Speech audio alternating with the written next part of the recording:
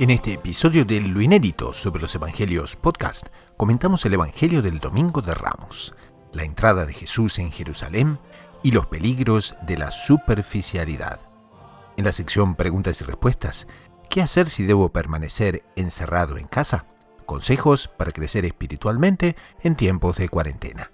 Todo eso y mucho más en este nuevo episodio de Lo Inédito sobre los Evangelios Podcast.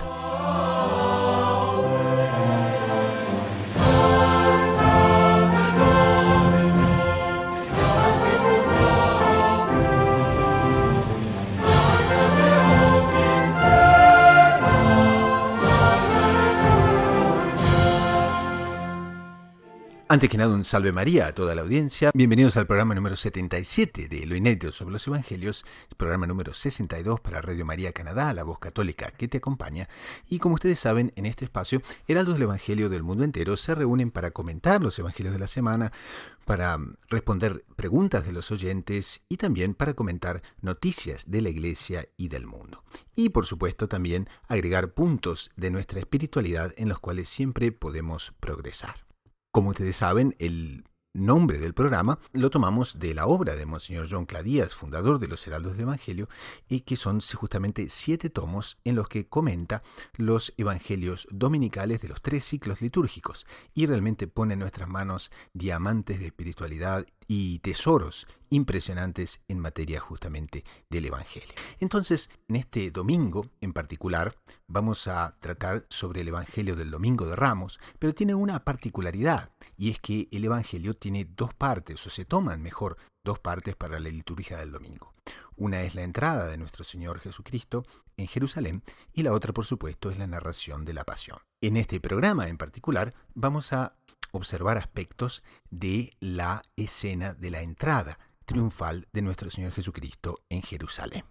Y para eso tenemos 2 integrantes del programa. Lo tenemos a don Fernando Pío Galán, que hoy nos atiende desde Roma. Salve María, don Fernando Pío. Salve María, hermano Gustavo. Como ustedes saben, el hermano Fernando Pío Galán de los Heraldos del Evangelio es doctorado en Teología Espiritual por la Pontificia Universidad Santo Tomás de Aquino de Roma, el Angelicum, y es misionero en España y en Italia. Y también tenemos, por supuesto, al hermano Pablo Vela, también de los Heraldos del Evangelio, quien es misionero en Buenos Aires, Argentina. Salve María, hermano Pablo. Salve María, hermano Fernando, hermano Gustavo. Qué alegría poder estar aquí con ustedes. Es siempre una alegría tenerlos presentes aquí. Entonces vamos al Evangelio propiamente, que es el Evangelio del 5 de abril del 2020, es el Domingo de Ramos, y es el Evangelio según San Mateo, capítulo 21, versículos 1 al 11.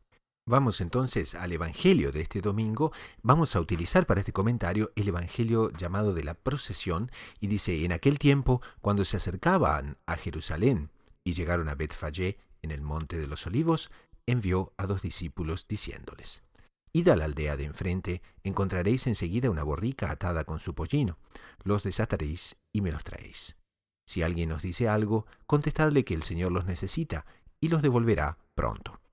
Esto ocurrió para que se cumpliese lo dicho por medio del profeta: decid a la hija de Sión, mira a tu rey que viene a ti humilde, montado en una borrica, en un pollino, hijo de Asémila. Fueron los discípulos e hicieron lo que les había mandado Jesús. Trajeron la borrica y el pollino, echaron encima sus mantos, y Jesús se montó. La multitud alfombró el camino con sus mantos. Algunos cortaban ramas de árboles y alfombraban la calzada. Y la gente que iba adelante y detrás gritaba: Hosana, el Hijo de David. Bendito el que viene en nombre del Señor, Hosana en las alturas. Al entrar en Jerusalén, toda la ciudad se sobresaltó preguntando: ¿quién es este? Y la multitud contestaba: es el profeta Jesús de Nazaret de Galilea. Y entonces entramos propiamente, vamos a zambullirnos en la temática del día de hoy, que es una temática fascinante, porque de un lado tenemos el triunfo de nuestro Señor Jesucristo, de otro lado la cruz, que se presenta también, y un fenómeno que muchos llaman inexplicable, y es el fenómeno de la iniquidad, el misterio de la iniquidad y el por qué la maldad de los fariseos, la maldad de ciertos elementos del pueblo que no aceptaban justamente la divinidad de nuestro Señor. Entonces el Domingo de Ramos de la Pasión del Señor nos coloca en el pórtico de entrada de la ciudad, nos coloca en Jerusalén en el momento en que nuestro Señor está entrando triunfalmente en la ciudad de David. Hermano Fernando, ¿qué significaba exactamente la ciudad de David? ¿Qué significa esta entrada propiamente de nuestro Señor en Jerusalén? Estamos delante de un episodio que para un judío de la época debía ser conmovedor. La lectura del trecho evangélico nos deja ver que se estaba cumpliendo, de hecho sabemos, teniendo la fe en Cristo, se está cumpliendo la profecía de Jeremías 23:5. Y vienen días, dice Yahvé, en que levantaré a David un retoño justo. Reinará un rey que obrará con inteligencia y que practicará el derecho y la justicia en la tierra. En esta profecía, reconocida por los judíos, tenemos dos elementos fundamentales. He aquí vienen días. Esta frase nos dice que va a empezar un periodo. No es va a pasar este hecho, no. Hay un cambio de época, hay un cambio de tiempos. Que levantaré a David un retoño justo. Jesús, hijo de David. Jesucristo viene reconocido como el hijo de David, por lo tanto los habitantes de Jerusalén claramente lo están identificando con esta profecía, por lo tanto con el Mesías, por lo tanto con el inicio de un nuevo reino de Israel, cuya capital, no nos podemos olvidar, era Jerusalén. Por otros trechos, por otros evangelios previos de la Cuaresma, sabemos que en Jerusalén no estaba bien considerado nuestro Señor Jesucristo. Él no quería ir a Jerusalén porque sabía que él en Jerusalén no era considerado realmente por la mayoría de la gente como Mesías. Tenemos otros trechos. De hecho, cuando dice que va a ir a Jerusalén, los apóstoles acompañémoslo para morir junto con él. O sea, esta entrada en Jerusalén no tenía por qué ser triunfal, no tenían por qué haber extendido ramos, no tenían por qué haber colocado esos mantos como alfombras, pero lo hicieron. Esta aclamación de la multitud de Jerusalén a Jesús como hijo de David tendría que ser la señal del inicio, un reconocimiento de todo el pueblo de Israel, porque no nos olvidemos que para un judío de aquella época, pero incluso de hoy en día, Jerusalén era el máximo, la cumbre de la religión de su pueblo. Pero aquí Monseñor Jean-Claude nos propone también un otro aspecto, y es el contraste de un lado, la bondad de nuestro Señor Jesucristo como Mesías, como Salvador, como Rey de Jerusalén que entra triunfalmente, y la maldad humana. Entonces, ¿cómo sería ese aspecto de la maldad humana que en una semana estará gritando y pidiendo la crucifixión del mismo que ahora está aclamando? Ese aspecto es un aspecto interesante porque nosotros vamos a ver la superficialidad, al mismo tiempo ver un designio en que nuestro Señor en un momento debía de ser aclamado, porque a las tantas vamos a ver que nuestro Señor dice, no, si ellos no lo hiciesen, las piedras lo harían. Pero al mismo tiempo nosotros vamos a ver también la superficialidad de las personas que lo aclaman, como no es un sentimiento enteramente puro. ¿Por qué? Porque nosotros vamos a ver los efectos días después. Vamos a ver cómo días después aquello que ellos habían dicho iba a ser totalmente contradecido. Por lo tanto, nosotros vemos ese gran misterio de la iniquidad, por donde las personas, a pesar de haber convivido de alguna forma ya 3 años con nuestro Señor Jesucristo, a pesar de haber visto los milagros, a pesar de que su razón les decía de que realmente Él era el Mesías, o sea que tenían pruebas para hacer que su voluntad adhiriese a lo que la razón les demostraba, su corazón no estaba con el Mesías, su corazón no estaba con nuestro Señor Jesucristo. Su voluntad, sus pensamientos no eran los de nuestro Señor Jesucristo. ¿Por qué? Ellos continuaban buscando a ese Mesías mundano, no a ese Mesías que venía a transformar no solo la sociedad, sino sus propias almas. Y de ahí, consecuencia de eso, es que va a revertir que a los pocos días, aquellos mismos que estaban gritando, ¡viva el Rey!, después estarían gritando, ¡crucifícalo! ¿Por qué? Porque ellos no tenían la visión que nuestro Señor les había mostrado y no querían adherir a esa visión. A pesar de eso, nuestro Señor Dios va a utilizar eso para glorificar a nuestro Señor Jesucristo. Pero no era algo que naciese totalmente del corazón de aquellos que lo aclamaban, porque su corazón no estaba con ellos. Y va a ser la razón por la cual ellos después van a ser copartícipes de alguna forma del deicidio. No nos podemos olvidar de otro punto, que es el deseo del Mesías por parte del pueblo de Israel. Un deseo propio de la religión, porque es prometido por Dios en el Antiguo Testamento, que va a durar muchísimo. Tenemos referencia de la historia eclesiástica, de que sabemos de que en el año 70 después de Cristo Jerusalén va a ser arrasada. Y se prohíbe a los judíos vivir en Jerusalén. Y Jerusalén es reconstruida como una ciudad pagana. Año 70 después de Cristo.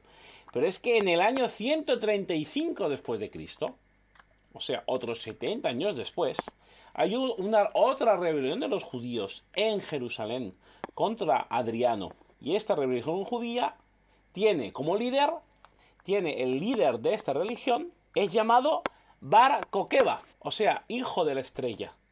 No nos olvidemos, nuestro Señor Jesucristo es Jesús, hijo del hombre. Pero también cuando vaya a ser aclamada la crucifixión de Cristo en el Litóstotros por parte de esta multitud, de las cuales seguro que muchos estaban en la entrada de Jerusalén agitando ramos, van a elegir la salvación de Bar Abás, o sea, hijo del Padre, que por cierto la tradición dice que también se llamaba Jesús, Josué Bar Abás, que es opuesto a Jesús el Cristo, como dice Pilatos. O sea, el instinto mesiánico del pueblo de Israel era muy fuerte. De hecho, esta es la última gran rebelión mesiánica contra los judíos. Y el emperador Adriano no ya ordena que los judíos no puedan vivir en Jerusalén, sino que no puedan acercarse a verla. Limita el acceso de los judíos, una especie de cuarentena inversa, a la visión de Jerusalén. Hace un círculo sanitario alrededor de Jerusalén. Es una cosa impresionante y de hecho es la última rebelión que tenemos noticia de los judíos contra los romanos en esa época. No es el último Mesías. Luego en Chipre va a aparecer otro Mesías que se dice que era Moisés, pero ya podemos tratarlo en otra ocasión. Pero quiero decirle, el deseo, el anhelo, la adhesión al Mesías estaba colocada en ellos, pero infelizmente, como ha dicho el hermano Pablo, no era un deseo puro. No nos olvidemos, en otra ocasión la querían aclamar a Jesucristo como rey. Nos acordamos, la multiplicación de los panes. Cuando Jesucristo multiplica los panes, ahí los judíos no, hagámoslo rey, porque nos está regalando comida. Vemos esta idea de Mesías, que infelizmente era una idea contaminada por los intereses concretos, intereses mundanos, que hace que después, claro, este gran entusiasmo que surge rápido, es un entusiasmo poco duradero. Menos de una semana después, como bien dice el hermano Pablo, estarán gritando, la multitud gritará que hay que crucificarlo. Una cosa que aquí Monseñor John Clark nos llama poderosamente la atención para que prestemos esa atención debida, y es que cuántos milagros y cuántos beneficios el pueblo de Israel ya había visto en estos 3 años de predicación de nuestro Señor. Si podemos ver la lista, por ejemplo, que el Evangelio de San Juan nos da de los signos que nuestro Señor mostró, ¿no? Por ejemplo, el agua convertida en vino, la purificación del templo, después la curación del paralítico, la propia multiplicación de los panes que el hermano Fernando nombraba, la curación del ciego de nacimiento. O sea, son signos poderosísimos que, si bien no confirmaban a la persona en la fe, justamente le invitaban a tomar una actitud. Y como ese pueblo no está cumpliendo con la voluntad de Dios, no está practicando el bien y la verdad, entonces, ¿qué pasa? Y bueno, aquí Monseñor John Clark nos dice, así es la ley de la naturaleza humana concebida en el pecado, cuando rechaza la gracia de Dios. ¿Qué pasa entonces? Se vuelve en una voluntad muy pero muy voluble. Ora aplaude, ora se vengará de sus propias aclamaciones. Y es lo que está por acontecer de aquí a una semana. Pero entonces, la lección que es muy interesante y que me gustaría preguntarles exactamente cómo la ven, es sobre cómo no se debe depositar nuestras esperanzas en el mundo, porque como vemos, de un momento para otro puede no aplaudir o puede vengarse de las mismas aclamaciones que ha dado. ¿Cómo ven esa parte? Y es Bueno, interesante lo que dice el hermano Gustavo, viene, viene un punto bien interesante y era eso, ¿no? De la visión del mundo, ¿no? De cómo es distinta el panorama al cual nuestro Señor Jesucristo quería elevar al pueblo judío y el panorama en el cual el pueblo judío estaba. Y por estar como, digamos, de alguna forma, pues después de muchos años, como que estancado en una visión incorrecta de lo que sería la redención, de lo que sería la acción del Mesías dentro del pueblo.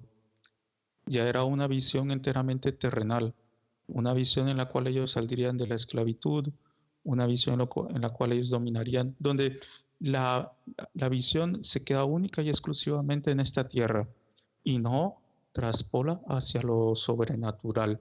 Entonces, como nuestro Señor Jesucristo traía un cambio totalmente radical de visión, donde las cosas se veían desde el cielo, digámoslo así, y no desde la tierra, trayendo la remisión de los pecados, trayendo todo lo que sería después la iglesia, trayendo a partir de ahí, de esa sangre derramada por él, trayendo toda la civilización que nacería.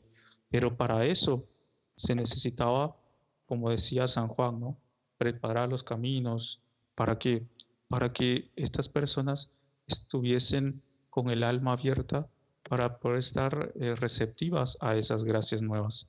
Pero esa visión equivocada ya había creado nódulos en su alma que no permitía que ellos, a pesar de ver los milagros, a pesar de asistir a la doctrina, a pesar de sentir también la gracia sensible en su alma cuando estaban cerca de nuestro Señor, de salir de esa visión. Y es interesante porque también lo podríamos aplicar un poco para nosotros hoy en día, porque en una ocasión el doctor Plinio, en una charla en el año 84 más o menos, en esa década, él hablaba de cómo muchas veces Dios, digámoslo así, él usaba la palabra desproporción, como muchas veces Dios como que nos quiere sacar a algo que sale de nuestra imaginación, nos quiere llevar a algo que extrapola nuestra capacidad de pensamiento. Y nosotros muchas veces, por no ver hacia el cielo, sino ver hacia el suelo y quedarnos con nuestros esquemas, nuestros apegos o cosas por el estilo, no nos dejamos llevar por esos influjos de la gracia y con ello como que Dios quiere darnos más, pero nosotros tenemos cerrado el corazón a eso algo más que Dios nos quiere dar. Y si no tenemos cuidado, rechazando continuamente esas gracias, podemos caer en lo que estos mismos judíos cayeron. Un día decir viva el rey de los judíos y al poco tiempo decir crucifícalo. Y eso nosotros lo vamos a hacer diciendo un día Señor yo te amo, mas al poco tiempo ofendiéndolo a través de algún pecado que nos sea propuesto por el demonio. Este podríamos decir que es un domingo de contrastes, contrastes muy marcados, porque de un lado tenemos la gloria, la aclamación que nuestro Señor recibe como hijo de David, Hosana, el que viene de lo alto del cielo, en fin, y de otro lado, en una semana lo veremos descender a los sufrimientos y a la humillación de la crucifixión. Entonces, ¿cómo se da esa gloria de un lado, ese sufrimiento del otro, y cómo los dos, la gloria y el sufrimiento, deberían estar presentes no solo en nuestra Semana Santa, sino también en el alma del verdadero católico? ¿Qué les parece? Bueno, este evangelio es el inicio de la pasión. No nos podemos olvidar. Es una cosa bastante frecuente cuando, por una necesidad incluso neuronal, para poder estudiar un fenómeno, un evento, lo tenemos que dividir, tenemos que hacer compartimentos para aproximarnos a estos compartimentos y poder asimilarlos. Pero esto no significa que estos compartimentos sean auténticos, sean reales, sino son fruto de un estudio. Entonces, tenemos una tendencia a considerar los eventos de la vida de Cristo como cosas separadas. Encarnación, nacimiento, vida, predicación, pasión, muerte, resurrección. Cuando son Cristo. Son todos, son resumidos y tienen que ser vistos dentro de la misma persona que es protagonista de todos ellos. Y esto de aquí no es banal, porque la vida de Cristo es aquello que nos configura a nosotros como cristianos y por lo tanto en la imitación y actualización concreta en nuestra vida cotidiana alcanzaremos propiamente la vida eterna. ¿Bien? Entonces, esto hace que estos episodios de gloria seguidos de sufrimiento, seguido de muerte desesperada. Porque cuando nuestro Jesucristo muere, los apóstoles han ido todos. Todos abandonaron a Cristo. La única que realmente se queda fiel a nuestro Señor es Nuestra Señora. San Juan es cierto que está al pie de la cruz, pero se había ido antes, ¿no? Entonces, nos está dando una lección de vida nuestro Señor. Esto no es banal. Todos estos eventos son queridos y diseñados por la providencia divina desde el inicio de la creación del mundo. Por lo tanto, no podemos pretender una gloria que no sea la gloria de Dios. Eso no significa que no la podamos tener en la tierra, porque justamente Dios nos creó una capacidad de tener una vida en la tierra como preparación a la del cielo. Pero ojo, en el momento en que depositamos nuestra esperanza y descansamos en la consideración del mundo, nos estamos olvidando de la gloria y de la potencia de Dios en la eternidad. Lo tenemos muy claro en aquellas palabras de Jesús. Mi paz os dejo, mi paz os doy. No os la doy como la da el mundo. Hace una oposición muy clara entre una condición que en sí misma es deseable y es buena, que es la paz. Y hace ver que incluso una cosa tan buena y tan deseable como la paz de Cristo, por lo tanto la paz de Dios, no es la misma paz que da el mundo. Entonces lo mismo pasa con la gloria. Nosotros en el mundo podemos tener una gloria mundana, una gloria en el mundo que sea buena, porque es conforme a la voluntad de Dios, o una gloria que sea mala porque es contraria. Entonces lo que nos interesa no es esta gloria. En el mundo podemos sufrir y podemos tener sufrimientos que sean a causa de la fidelidad con Dios o que sean justamente contra. Porque gracias a Dios se puede dar que nosotros hayamos cometido un pecado que sea delito y padecer en la cárcel o padecer en el sistema judicial por un pecado cometido. Eso es un sufrimiento bueno, porque nos está dando la oportunidad de darnos cuenta del pecado cometido. Puede ser lo contrario, que por oponernos a una ley inicua, injusta, pecaminosa, suframos la misma cárcel que sufre un delincuente por un pecado, por un asesinato. Bien, ese sufrimiento, recordémonos de nuestra gloriosa confesora de la fe hacia Bibi, ese sufrimiento es un sufrimiento bueno, porque es un sufrimiento que nos hace sufrir en la del mundo, pero nos está acercando a Dios. Por lo tanto, gloria y sufrimiento pueden ser separadas o pueden ser necesarias. Las dos, incluso simultáneamente, tenemos que discernir en base a la luz de la fe qué es lo que nos toca en cada momento. Solo para completar eso que es bien importante, ¿no? Creo que tiene mucho que ver con lo que dice el hermano Fernando, cómo va a ser también un punto de discernir en el momento a través de la voz de la gracia cuál es el tipo de gloria que Dios quiere que en ese momento nosotros le demos.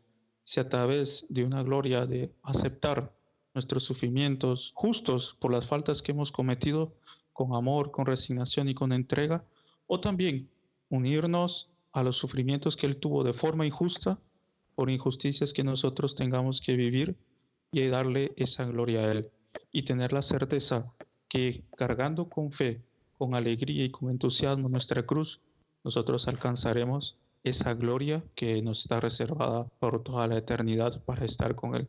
Tener la certeza que confiando nosotros venceremos y entregándole de sincero corazón, nuestro pensamiento y nuestra alma a ese Dios que en el Evangelio de hoy es aclamado, pero que nos abre las puertas para contemplar ese acto tan grande de amor que fue morir por cada uno de nosotros. Entonces, quizás para colocar un broche de oro a estas bellísimas consideraciones que el hermano Fernando y el hermano Pablo nos han dado, no podríamos sino recordar con Monseñor John Clark que la lección que la liturgia nos da al principio de esta Semana Santa debe ser guardada, él nos dice, en la memoria hasta nuestro último suspiro. ¿Y qué? Que somos luchadores, que somos los católicos, debemos ser combatientes. No hemos sido hechos para apoyar a los que depositan sus esperanzas en el mundo, sino para defender a nuestro Señor Jesucristo. El mundo solo nos interesa como objeto de conquista para el reino de Dios, pues queremos ser apóstoles al fin que todos los hombres experimenten nuestra alegría de ser cristianos. Entonces, si podemos tener un pensamiento unánime y un pensamiento profundo que nos puede ayudar para esta Semana Santa que comienza, es justamente ese. En esta Semana Santa, unámonos a Jesús y hagámosle compañía a la Santísima Virgen en los dolores que a lo largo de los próximos días se irán descortinando ante nuestros ojos, con la certeza de que esa gloria que está detrás de esos sufrimientos aguarda para manifestarse. Y entonces tengamos muy presente esta consideración para vivir realmente la Semana Santa con toda plenitud. Vamos a una pausa con el coro de los Heraldos del Evangelio y enseguida retornamos con la siguiente parte del programa. Ya volvemos.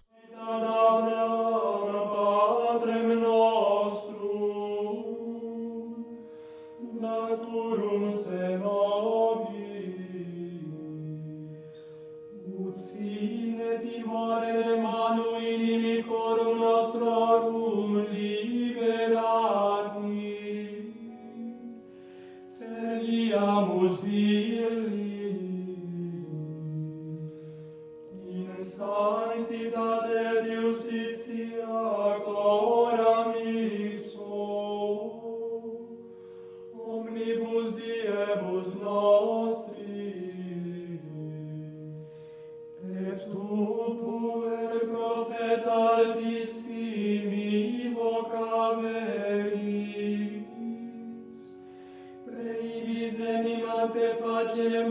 Domini.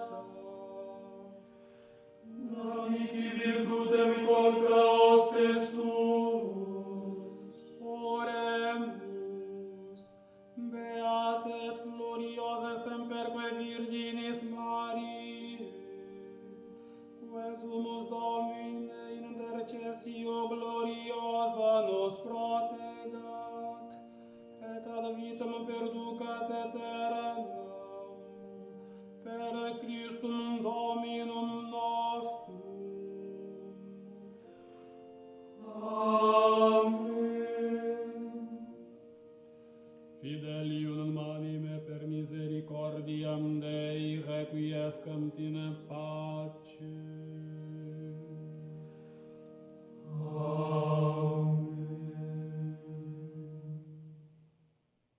Pasamos ahora al tercer segmento del programa, que son las preguntas de los oyentes y las respuestas. Y nos llega una inquietud de un oyente que nos dice qué hacer si debo permanecer encerrado en casa. Sobre todo nos pide consejos para mantener la vida espiritual en orden y para crecer también en la práctica de las virtudes. Entonces es una situación que puede tener muchos beneficios, puede tener muchas contradicciones, pero que es una cosa que realmente creo que nos va a ayudar muchísimo el compartir las experiencias y al mismo tiempo buscar algunas inspiraciones de cosas que podemos hacer justamente para mantener nuestra vida espiritual no solo en orden, sino que también creciendo. Entonces estamos con el hermano Pablo, y el hermano Pablo tiene algunos consejos muy pero muy buenos que también hemos leído en la agencia de noticias Gaudium Press y nos pareció interesante compartir con ustedes. Hermano Pablo, ¿qué podemos hacer entonces si nos quedamos encerrados en casa? ¿Es una cosa mala o es una cosa que puede tener beneficios? Hermano Gustavo, creo que es algo de lo que nosotros lo vemos con los ojos de fe y podemos sacarle muchísimos beneficios, no solo espirituales, que sería lo principal, sino incluso, llamémosle así, materiales, ¿no? Porque sería un momento en el cual nosotros podríamos avanzar en muchísimas cosas de casa, de familia, etcétera. Habría muchísimo para poder aprovechar este tiempo en el cual, por la situación que estamos viviendo, nos vemos con la necesidad de estar un periodo largo en casa. Y como tenemos, como decía San Antonio María Claret, ¿no? Tenemos que ir a Dios rogando y con el mazo dando, ¿no? Recordemos nosotros algo que el doctor Plinio nos enseñó, y es que cuando nosotros realizamos un acto, antes de realizar ese acto, hubo pensamientos que nos llevaron a hacer ese acto. Pero antes de que esos pensamientos llegasen a nuestra cabeza, hubo también hechos tendenciales, a veces conscientes o a veces subconscientes, que nos llevaron a tener esos pensamientos que luego llegarían a esos actos. O sea, entonces tenemos tendencias, pensamientos y por último los hechos. Ahora, eso también se puede dar en nuestra vida y más en un momento tan fuera de la común como es pasar un periodo largo en casa. Y como nos comenta muy bien aquí el doctor Castiblanco en su artículo de la Gaudium Press, por ejemplo, una cosa que nos puede ayudar a aprovechar bien este tiempo va a ser hacer un horario, seguir un horario lo más estricto posible. No digamos así, no soltar las riendas, no decir, ¿por qué? Porque eso, primero, después cuando todo vuelva a lo normal, nos va a costar mucho volver. Y segundo, también porque eso nos puede dar una tendencia al desorden, a la pereza, etcétera, etcétera, y a no aprovechar bien ese tiempo. Recordemos que el ocio es la madre de todos los vicios. Y, por ejemplo, en lo que se refiere a vacaciones, esto no son vacaciones, pero que San Bosco daba ese consejo a los maestros de novicios, ¿no? Y él decía, ferie, miserie, que sería vacaciones pueden llegar a ser una miseria si no son bien aprovechadas, sobre todo en lo que se refiere a la vida espiritual. Y por eso el punto número 1 que sería muy aconsejable sería hacer un horario de despertar. Incluso escuchaba a un médico aquí en Argentina que dio una conferencia y él decía, incluso es importante que en nuestro horario nosotros diferenciemos lo que son los días de semana a los días de sábado y domingo, que nosotros psicológicamente estemos diferenciando qué día es. ¿Sí? Eso va a ser muy importante para nuestra rutina, porque eso nos va a ayudar a no perder un poco el sentido de orientación, porque a veces sin poder salir y tener nuestra rutina normal, nos hace perder un poco el sentido bien, digámoslo así, de tiempo, de lugar, de todo eso, y el sentirnos un poco perdidos. Y eso nos va a traer agobios, nos va a traer angustia, etcétera, etcétera, y no va a ser nada recomendable. Claro, por ejemplo, seguir un horario, ¿no? Eso es bueno porque quedarse en cama hasta tarde, no tener, irse a dormir tarde, levantarse más tarde todavía, todas esas cosas son actitudes desordenadas que tenemos que evitar lo máximo posible, ¿no? Para tratar de mantener un cierto orden en nuestra vida, ¿no es cierto? Exactamente, va a ser una tendencia que nos va a llevar a una idea que luego nos va a llevar a un hecho, ¿no? Que va a traer consecuencias materiales, laborales y sobre todo espirituales muy grandes, ¿no? Porque si nosotros damos rienda suelta a nuestra pereza física, luego vamos a tener una tendencia a una pereza espiritual. Entonces, cuando queramos hacer un esfuerzo espiritual, nos va a costar mucho más. Entonces, el primer consejo que es más importante de lo que uno se imagina, y alguien podría decir, bueno, pues voy a perder mucho tiempo en hacer mi horario. Claro, ¿cómo lo voy a organizar? ¿Qué voy a hacer? Ah, Claro, ¿qué voy a hacer? Pero incluso por más que tardase un día haciendo el horario, se podría decir que ganó meses o por no decir semanas, y hasta podríamos decir más la vida.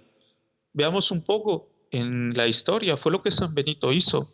¿Cuál fue uno de los grandes aportes de San Benito a la vida monástica? Fue el ora et labora, el hacer que los monjes, los ermitaños, y llevasen una vida más ordenada aún de la que ya tenían. Fue organizar eso, porque no era rezar como nosotros conocemos normalmente todo el tiempo, sino también hacer de su trabajo una oración. Entonces, un hora es labora. Ahora, para eso había que tener una campana, para eso había que tener una regla, para eso había que tener un horario, tener a alguien que fuese el supervisor de ese horario, y poco a poco eso, recordará usted, hermano Gustavo, el consejo que nos daba el profesor doctor Plinio, y era que, ¿qué va a pasar? Con el tiempo eso se va a hacer una rutina, y en lo que se refiere, por ejemplo, al aseo matinal, después nosotros vamos a tener tiempo para pensar en otras cosas, cosas más altas. Ahora, si nosotros eso lo aplicamos el día entero, vamos a poder hacer aquello que San Agustín nos explica cuando se refiere de la oración. Dice que nosotros podemos hacer de nuestro día entero una oración, no solo por ofrecer nuestras actividades como oración, sino porque nuestra mente esté también en las cosas de la oración. Entonces, un punto bien importante va a ser el horario. hermano Pablo, ¿tenemos algunas ideas, por ejemplo? Entonces, ¿qué hacer? ¿Qué colocar en ese horario? ¿Qué le parece? ¿Cómo podríamos aportar aquí a nuestros oyentes algunas pistas para esto? Me parece una cosa más interesante, yo algo que tenemos que colocar ahí, hermano Gustavo, es que, por ejemplo, usted y yo, bueno, vivimos en comunidad, pero ¿se imagina usted una madre de familia con 5 chicos? Es una comunidad. Eso es una comunidad, pero un poquito más complicada en el sentido de tenerlos a todos encerrados. Porque, punto número uno, podríamos nosotros caer en el error de darle rienda suelta a las redes sociales, ¿no? Poder entretenerlos, claro, porque entre que se estén peleando y todo eso, hay muchas cosas que nosotros podamos aprovechar. Una primera, que creo que sería bien importante colocar en nuestro horario, pongamos primero y principal colocar un periodo de oración en familia. ¿Cuánto la vida de hoy en día, agitada y corrida, no nos permite tener un periodo de oración en familia? Ah, es que tengo hijos muy, pero muy pequeños. Bueno, que sean 5 minutos. Pero si nosotros conseguimos que en este periodo nuestros hijos se acostumbren a 5 minutos de oración en familia, eso poco a poco va a ir creciendo. ¿Y quién no sabe si es algo que Dios me está dando la oportunidad para preparar para un futuro mucho más lejano? San Juan Bosco, San Juan Bosco decía que los niños, ¿no? Los jóvenes, son criaturas de hábitos. Por tanto, dar un hábito y seguir un hábito, una regla, una cosa repetitiva, es muy formativo para los jóvenes. Al comienzo, claro, cuesta un poco, les cuesta un poco, pero después vamos a ver grandes beneficios en ese acto de repetición cotidiano. Exactamente. Entonces, la primera sugerencia sería, bueno, algo de oración, que puede ser incluso no solo rezar, digamos, coloquemos así una decena del rosario, sino en medio de eso explicarle a los chicos, podemos colocar una música, podemos en el inicio y en el final colocar una música para que sea un poco más entretenido y que esa música sea capaz una oración, que luego a ellos se les quede en memoria. Recordemos que con actividades dinámicas las oraciones a veces quedan más fácil. Ahora, primero un punto de oración. Otra cosa que va a ser bien importante va a ser momentos en familia. En estos días el padre Fernando Gioia, de los Heraldos también, que entre los artículos y videos que sacó, dijo una cosa bien interesante. Muchos están diciendo, uy, no puedo salir, no puedo estar con los amigos, pero podemos pasar a algo que doña Lucilia, la madre del doctor Plinio, tanto decía, y ella decía, no, ¿qué es vivir? Vivir es estar juntos, mirarse y quererse bien, a convivir. La vida de hoy en día muchas veces no nos permite convivir, estar juntos, mirándonos y queriéndonos bien. Entonces, ¿y qué podemos colocar ahí? Por ejemplo, hermano Gustavo, flauta, se me ocurre ahora que es un instrumento muy fácil de tocar. Todos juntos aprender a tocar la flauta, con lecciones sencillas que podemos o bajar de internet, o si alguien ya sabe, o si hay alguien que esté haciendo algún curso, empezamos todos juntos a aprender flauta. Un juego de mesa, por ejemplo, también, que dure un poco más, pero que nos permita que nos permita estar en familia. ¿Sí? Y después vamos a tener un periodo donde cada uno se separa para que ese convivio no sea desgastante y cada uno también pueda realizar sus cosas según las afinidades que cada uno tenga. Algunos se podrá ir a leer también, conseguir buenas lecturas para los chicos. Otro podrá ir a jugar ya con alguna cosa que sea más personal de él, una pista de autos, una cosa por el estilo. Otro podrá sí ir un tiempo a hablar con los amigos a través de un chat, ya como que un tiempo de distensión, pero colocamos esos momentos de familia. Entonces, con ese sentido paterno, con ese sentido materno, ver cuáles son las apetencias naturales para nuestros hijos y incentivarlas. Música, canto, lectura, arte, teatro, por ejemplo, con la mímica, el juego de mímica, porque también podemos ir buscando juegos que sean motores de las habilidades de nuestros hijos, donde, digámoslo así, sin que ellos se den cuenta, nosotros vayamos fortaleciendo esas habilidades que cada uno de nosotros tiene, esos dones. Entonces, si alguno tiene, por ejemplo, le gusta hablar mucho, bueno, entonces vamos a hacer un juego en el cual la persona tenga que ir haciendo oraciones con distintas palabras. Otro tiene habilidad para el teatro, bueno, juguemos a la mímica. Otro tiene habilidad, una apetencia muy grande para la lectura. Bueno, juguemos a hacer lecturas tal vez cortas y luego contárselas a los otros agregándole alguna cosa más. Y así vamos desarrollando también habilidades cognitivas en nuestros hijos, ¿no? Y luego también, pues dando un tiempo de distensión. Pero sabe, hermano Gustavo, una cosa que me parece bien interesante y que comenta aquí muy bien el doctor Castiblanco, son las tareas del hogar, que esas llevan tiempo. Y muchas veces los hijos tal vez no se den enteramente cuenta de lo que es mantener el hogar, porque a veces mamá, hoy por hoy, muchas veces mamá y papá tienen que trabajar y mamá hace un esfuerzo bien grande para mantener la casa limpia, o está la señora que nos ayuda en la limpieza, o muchas veces solo es mamá quien se encarga, quien lleva eso. ¿Mm? Entonces, una cosa que es interesante es también en el horario colocar las tareas del hogar. Ayude un día a lavar los platos, el otro ayuda a recoger la mesa. Entonces, el lunes uno ayuda a recoger los platos, el otro ayuda ya a lavarlos, el otro va a ayudar a mamá a colgar la ropa. Son cosas también que no solo van a ocupar el tiempo, sino también van a dar sentido de responsabilidad para los hijos, que es otra cosa muy importante. Claro, porque esta es una oportunidad excelentísima de que esta situación un poco permite para justamente reforzar la relación que tenemos con la familia, la relación que tenemos también de trabajar juntos, y en esa materia es muy importante. Otra cosa que quería también puntualizar, si me permite, y es que al respecto de la lectura que usted nombraba, ¿no? Hay una frase muy famosa que dice que la lectura, cuando nosotros rezamos, nosotros hablamos con Dios, pero que cuando leemos, Dios habla con nosotros. Y es eso justamente una habilidad perdida, mucho por el abuso quizás de la internet, mucho por el abuso de la imagen, que permanentemente nos tienen que estar bombardeando, agitando y compañía, pero que si encontramos una lectura placentera, una lectura que nos ayuda, y una lectura buena sobre todo, ahí es donde realmente Dios comienza a conversar con nosotros también. Exacto. También las lecturas nos van a ayudar a nosotros a tranquilizar un poco el alma, ¿no? Porque pasa también que como estamos acostumbrados al mundo agitado de hoy en día, no tenemos tiempo para parar y pensar. Y todas esas lecturas y todas estas cosas nos obligan un poquito a parar un poco, a pensar, a, a escuchar a Dios, ¿no? A analizarnos también. No olvidemos que estamos dentro de la Cuaresma, ¿no?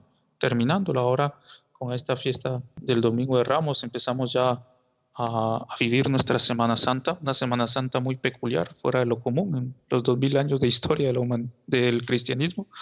Y, y bueno, son oportunidades también para aprovechar de una forma todo especial. No podemos olvidar que también la economía de la gracia también será de una forma especial. No solo los acontecimientos, también Dios sabrá aprovechar, digamos así, la oportunidad para hablarnos de una forma, pero necesita que nosotros pues queramos escuchar, ¿no? Por eso todas estas actividades van a crear tendencias, pensamientos. Sí, claro. Una cosa también para completar el pensamiento, y es que, bueno, usted nombraba justamente la internet y un poquito todo aquello de las redes sociales, ¿no? Vamos a pedirle también un sacrificio a los papás, y los que no tienen niños, bueno, un sacrificio con uno mismo, ¿no? Porque es un poquito de templanza en la línea del uso del internet, porque, claro, YouTube, por ejemplo, tiene fuentes muy, pero muy interesantes, muy educativas, pero que tienen que ser guiadas, porque si dejamos que simplemente los niños se coloquen, no en la perspectiva de simplemente de navegar en la internet, puede haber cosas muy buenas, pero también puede haber cosas que son pésimas. Y entonces, en la parte educativa de los jóvenes, no podemos dejar que YouTube los forme, sino que tenemos que guiarlos en eso. Y aquí el doctor Saúl nos propone visitas virtuales. Entonces, no sé, ¿qué le parece esa parte? Es muy interesante, ¿no? Porque también nos ayuda un poco con el relacionamiento y lo que usted decía también que es bien importante, ¿no? Que papá y mamá estén presentes, ¿no? En el sentido de vigilar eso y, ¿no? No, esos momentos nos permitirán que esa necesidad de convivio, la nostalgia de los amigos, de la familia, etcétera, sea apaciguada por, pues, estas aplicaciones y estos métodos que existen hoy en día de poder aún comunicarnos con las personas, ¿no? Pero tiene que ser siempre vigilado y también muy recomendable que tenga horarios, ¿no? Como decíamos, colocándonos en el horario que hablábamos en el inicio. Porque la disciplina, el control y, digámoslo así, la rigidez en esto va a ser de gran ayuda, no solo para un momento en el cual yo tenga que estar encerrado, sino también para poder adquirir los hábitos, ¿no? Porque es una oportunidad muy grande para poder adquirir hábitos laborales, personales, pero y sobre todo espirituales. Entonces, es más como ver esta situación como una gran oportunidad. Entonces puede ser una gran oportunidad para nosotros tener un crecimiento espiritual, tener un crecimiento humano, tener un crecimiento familiar. Eh, Va a ser un gran momento que si nosotros sabemos aprovechar, podremos dar grandes pasos que nos ayuden no solo para estos momentos, sino sobre todo para nuestra vida.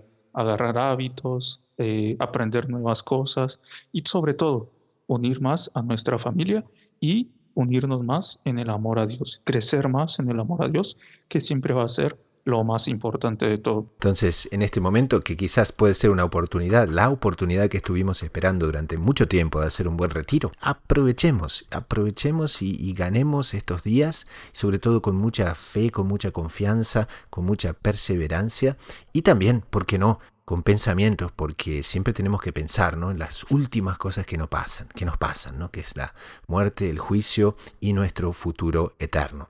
Y esa es una temática muy buena, sobre todo en estos tiempos de pandemia, para que consigamos focalizar muy pero muy bien todo lo que es el crecimiento en la virtud, y sin ningún pesimismo, sin ninguna ansiedad, con mucha confianza en Dios y con mucha perseverancia y con mucha noción también de que no cae un solo cabello de nuestra cabeza sin que Dios lo permita. Entonces, aprovechemos estos días y hagamos que sean un retiro de lo más provechoso para nuestra vida, para nuestro futuro, para nuestra existencia. Y ahora entonces pasamos al segmento final del programa, que es la sugerencia de la semana. Y es una website, un libro, un podcast, un artículo de doctrina católica que nos haya gustado para el bien espiritual de las personas.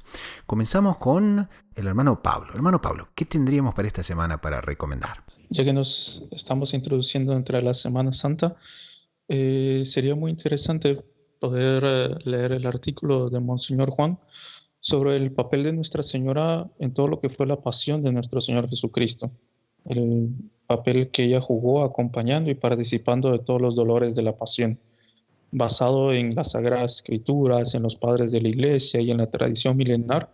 Monseñor Juan va presentando todo el papel central también, acompañando a nuestro Señor Jesucristo en este misterio tan importante de nuestra fe como fue la redención. Así que pues les invitamos a todos a leerlo para que ella nos acompañe en esta Semana Santa y podamos nosotros así vivir esta Semana Mayor a la luz de Nuestra Señora, para poder así obtener gracias superabundantes en este momento de tanta gracia. Entonces colocamos en las notas del programa, para quienes nos escuchan en la website del programa, loineditomultimedia.com, colocamos entonces el link en las notas del programa. Hermano Fernando, ¿qué tendríamos para esta semana? Bueno, pues en esta semana quiero recomendar un site, o más bien un portal. En fin, es difícil de clasificar. La página web merkabah.org, que es una enciclopedia, un site. Es difícil de clasificar porque tiene literalmente de todo. De todo. Ellos se clasifican como enciclopedia hispánico-católica universal, con materiales sobre religión y cultura para todos los consagrados en la evangelización del mundo. Entonces, es una página web con un aspecto muy de los 90, hay que decirlo, pero que está muy actualizada. La última actualización de esta página es de marzo de 2020. Los contenidos están plenamente actualizados. Y literalmente todo tipo de recursos: liturgia diaria, música católica, arte católico.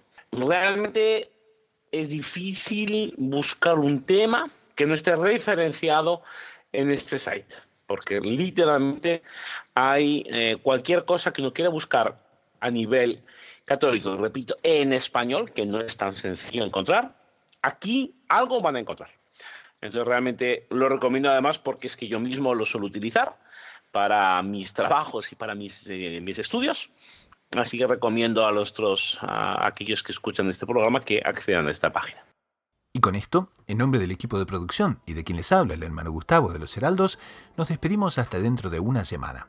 Así que a rezar mucho, a perseverar con confianza, con los ojos en la Eucaristía y en María Santísima, a la búsqueda incansable de descubrir siempre más lo inédito sobre los Evangelios.